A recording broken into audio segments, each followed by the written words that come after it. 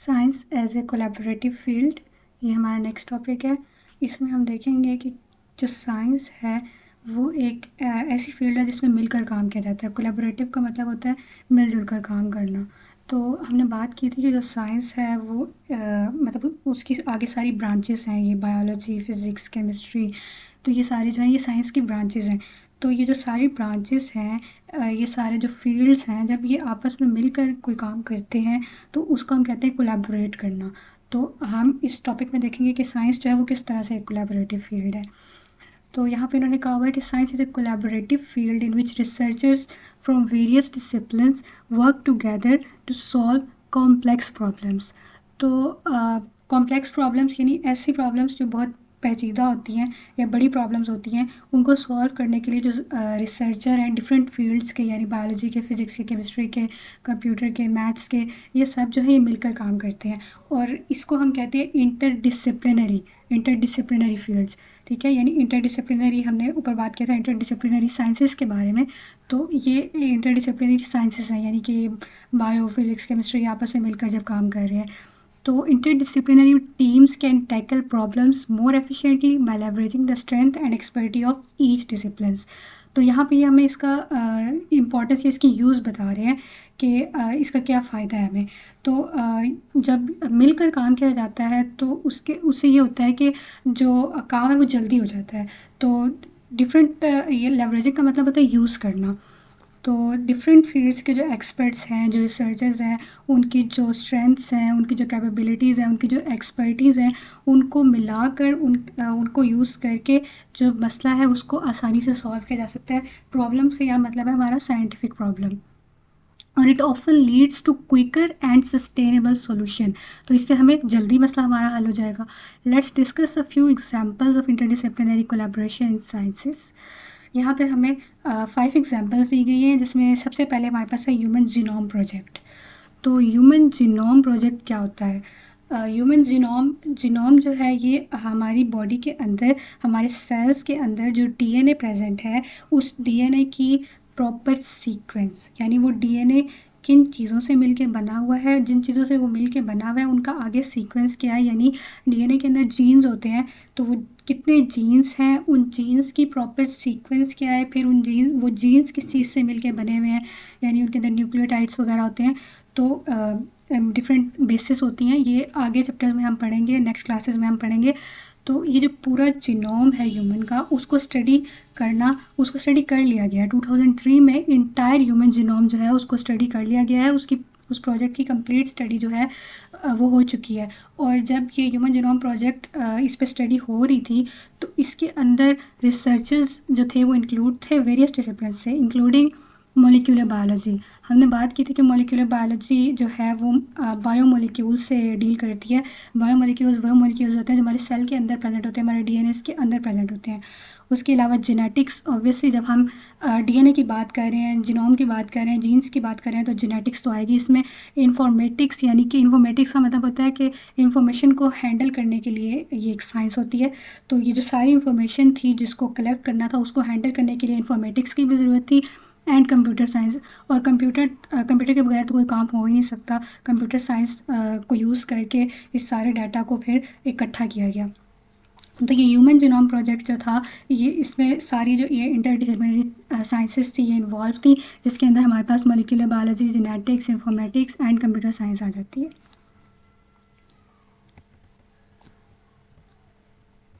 Next हमारे पास है क्लाइमेट चेंज रिसर्च। तो क्लाइमेट चेंज रिसर्च क्या होता है? क्लाइमेट चेंज रिसर्च होता है कि माहौलियाती तब्दीलियाँ या मौसमियाती तब्दीलियाँ जो वक्त के साथ साथ पैदा हो रही हैं, उनके ऊपर जो रिसर्च की जाती है, उसके अंदर भी कोलैबोरेशन होता है डिफरेंट डिसिप्लिन्स का, जिसके अंदर हमारे पास आ जाते हैं atmospheric science, ecology, economics and sociology. तो एटमॉस्फेरिक साइंस क्या होती है? एटमॉस्फेरिक साइंस ऐसी साइंस है जो कि डील करती है एटमॉस्फेयर के साथ, हमारे एटमॉस्फेयर के साथ। मतलब ये जो वेदर फोरकास्ट वाले होते हैं, इनका ये एटमॉस्फेरिक से साइंस जो है इसके अंदर ही आ जाते हैं। उसके अलावा इकोलॉजी यानी कि जो मौसमियाती तब्दीलियाँ हैं उनका इकोसिस्टम के ऊपर क्या इफ़ेक्ट आ रहा है। ठीक है, मतलब डिफरेंट जो बायोडाइवर्सिटीज़ हैं, यानी डिफरेंट जो लिविंग ऑर्गेनिजम्स हैं या डिफरेंट जो मतलब एरियाज़ हैं उन या डिफरेंट जो प्लांट्स हैं उनके ऊपर किस तरह से ये जो मौसमियाती तब्दीलियाँ ये इफ़ेक्ट कर रही हैं।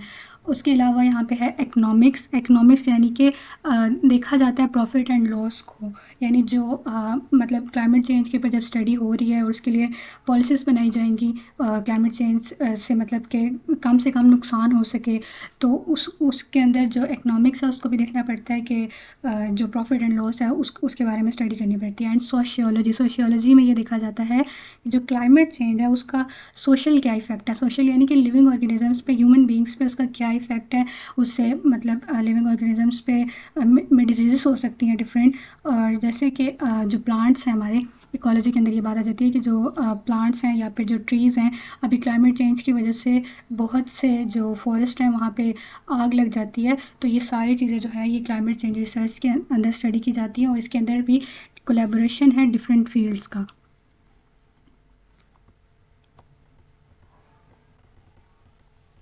नेक्स्ट है हमारे पास मेडिकल रिसर्च। तो मेडिकल रिसर्च जो है, मेडिकल रिसर्च का क्या मतलब होता है? मेडिकल रिसर्च सारी वो रिसर्च है जो मेडिसिन से रिलेटेड है, जो डिजीज़ से रिलेटेड है।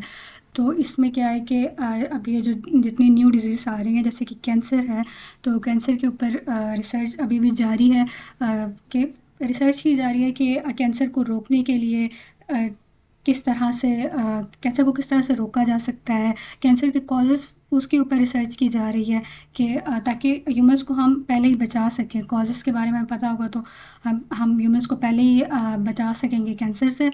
तो इसके अंदर यहाँ पे इसमें भी इंटरडिसिप्लिनरी कोलैबोरेशन होता है, डिफरेंट फील्ड्स का कोलैबोरेशन होता है, जिसके अंदर हमारे पास कैंसर रिसर्च इन्वॉल्व ऑन्कोलॉजिस्ट हमारे पास होते हैं, ऐसे डॉक्टर्स या ऐसे साइंटिस्ट जो कि कैंसर से डील करते हैं। ऑन्को का मतलब होता है कैंसर। उसके अलावा हमारे पास बायोलॉजिस्ट यानी जो नॉर्मल बायोलॉजी को स्टडी करते हैं, इसके अंदर ब्रॉड टर्म है ये बायोलॉजी, इसके अंदर सारी चीज़ें आ जाती हैं। उसके अलावा बायोकेमिस्ट का रोल है इसके अंदर, क्योंकि यहाँ पे भी बायोमोलिक्यूल्स हमारे पास आ जाते हैं। कैंसर जो है वो बहुत जेनेटिक डिजीज़ है कैंसर, मतलब कि जीन्स डीएनए ज़्यादातर इनकी वजह से, मतलब इनके अंदर चेंजेस की वजह से होता है कैंसर। उसके अलावा जेनेटिक्स, तो जीन्स जेनेटिक क्योंकि जेनेटिक चेंजेस की वजह से होता है, तो यहाँ पे जेनेटिसिस्ट जो होते हैं हमारे पास, जेनेटिक स्पेशलिस्ट होते हैं, वो भी इस टीम का हिस्सा होते हैं। नेक्स्ट फार्माकोलॉजिस्ट दीज आर ये वो फार्मासिस्ट होते हैं जिनका काम होता है कि मेडिसिन्स के बारे में मेडिसिन्स का नॉलेज यूज़ करना। ज़ाहिर सी बात है हमें कैंसर का ट्रीटमेंट ढूंढना है तो हमें फार्माकोलॉजिस्ट को भी यहाँ पे डालना पड़ेगा। उसके अलावा स्टैटिस्टिशियंस, इनका काम क्या है कि इन्होंने डिफरेंट स्टैट्स यानी कि डिफरेंट स्टैटिस्टिक्स लेने होते हैं। इस वक्त कितने लोगों में कैंसर है या उनके किसको कैंसर किस वजह से है, डिफरेंट जो स्टैट्स हैं या किसका कैंसर किस मेडिसिन के थ्रू जो है वो ठीक हुआ है। तो ये जो सारे स्टैटिस्टिक्स हैं इनको भी इनका भी ख्याल रखना होता है, तो इसलिए हमें स्टैटिस्टिशियंस की भी ज़रूरत होती है मेडिकल रिसर्च के अंदर। नेक्स्ट है हमारे पास रोबोटिक्स एंड आर्टिफिशियल इंटेलिजेंस। तो ये आजकल की सबसे बढ़ती हुई फील्ड है। तो रोबोटिक्स के अंदर भी ये भी एक हाईली इंटरडिसिप्लिनरी फील्ड है। इसके अंदर क्या क्या डिफरेंट फील्ड्स शामिल हैं? सबसे पहले तो हमारे पास है computer science, robots, artificial intelligence computer से रिलेटेड ही है। नेक्स्ट है इंजीनियरिंग में ज़ाहिर सी बात है कि जब हम लोग रोबोट्स को बनाएंगे तो हमें इंजीनियर्स की ज़रूरत होगी। नेक्स्ट है हमारे पास मैथमेटिक्स, तो मैथमेटिक्स की भी ज़रूरत होती है। जहाँ पे इंजीनियरिंग की बात आती है वहाँ मैथ्स की बात लाजमी आती है। नेक्स्ट है न्यूरो साइंस एंड साइकोलॉजी। तो न्यूरो साइंस एंड साइकोलॉजी की क्यों ज़रूरत होती है? न्यूरो साइंस ऐसी साइंस होती है जो कि ब्रेन को स्टडी करती है। तो रोबोटिक्स एंड आर्टिफिशियल इंटेलिजेंस में इसकी क्यों ज़रूरत होती है? इसकी ज़रूरत इसलिए होती है कि बेहतर तरीके से ये स्टडी किया जा सके कि ह्यूमंस किस तरह से वर्क करते हैं, और फिर हम लोगों ने रोबोट से वो काम करवाने हैं जो कि एक ह्यूमन करता है। एक ह्यूमन का जो काम है वो हमने रोबोट से करवाना है, तो हमें उसके लिए ह्यूमंस को भी अच्छी तरह से स्टडी करना है, तो हमें न्यूरो साइंस के स्पेशलिस्ट को भी इस काम के अंदर डालना पड़ता है। एंड साइकोलॉजी का मतलब होता है कि ह्यूमन का बिहेवियर क्या होता है। तो मतलब कि अगर हम लोग को मतलब ऐसे रोबोट्स बनाने हैं जो कि ह्यूमन फ्रेंडली हों, ह्यूमन फ्रेंडली रोबोट्स हमें बनाने हैं तो उसके अंदर हमें साइकोलॉजी को भी डालना पड़ेगा। This collaboration has led to a significant advancements in robotic system, autonomous vehicles, machine learning and natural language processing. तो ये जो कोलैबोरेशन है इसकी वजह से बहुत सी सिग्निफिकेंट एडवांसमेंट्स हुई हैं रोबोटिक सिस्टम के अंदर, ऑटोनॉमस व्हीकल्स यानी कि डिफरेंट जो न्यू व्हीकल्स बनाए जाते हैं, मशीन लर्निंग, मशीन के through learning, and natural language processing के अंदर। लास्ट है हमारे पास स्पेस एक्सप्लोरेशन। स्पेस एक्सप्लोरेशन का मतलब होता है जो हमारी स्पेस है उसको स्टडी करना, यानी स्पेस क्या होता है, ये जो हमारी अर्थ से बाहर का सारा एरिया है जिसमें सारे वो आ जाते हैं, प्लैनेट्स आ जाते हैं, होल सोलर सिस्टम आ जाता है, हमारा चांद आ जाता है। तो ये जो सारी जो अर्थ के बाहर की स्टडीज़ हैं इनको स्पेस स्टडीज़ कहा जाता है। और नासा हमारी जो अमेरिका की एक ऑर्गेनाइजेशन है जो कि स्पेस को स्टडी करती है। And the international space station involve scientist from various fields, वहाँ पे वेरियस फील्ड्स के साइंटिस्ट होते हैं, जिसके अंदर हमारे पास एस्ट्रोफिज़िक्स आ जाती है, प्लानिटरी साइंस आ जाती है, engineering, biology and medicine. Astrophysics का क्या मतलब होता है, एस्ट्रोनॉमी हमें पता है कि जो इनको स्टडी करती है तारों वगैरह को। एस्ट्रोफिज़िक्स फिज़िक्स और एस्ट्रो को मिला के जो फील्ड है उसके एक्सपर्ट्स आ जाते हैं इसके अंदर। नेक्स्ट है प्लेनेटरी साइंस। प्लेनेटरी साइंस का मतलब होता है कि ये जो हमारे सारे सोलर सिस्टम के प्लैनेट्स हैं, जो साइंस उन प्लैनेट्स वगैरह पे स्टडी करती है वो आ जाती है।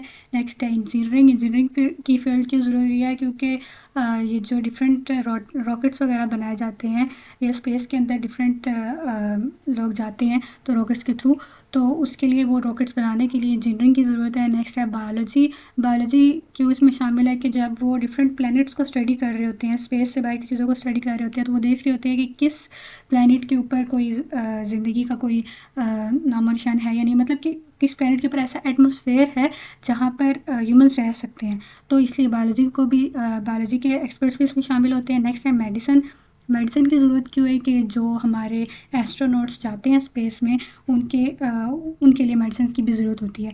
This collaborations enable scientist to investigate the cosmos. तो ये जो पूरा कॉस्मोस है यानी जो पूरा स्पेस है इसको स्टडी करने में ये जो कोलैबोरेशन है ये बहुत हेल्पफुल है।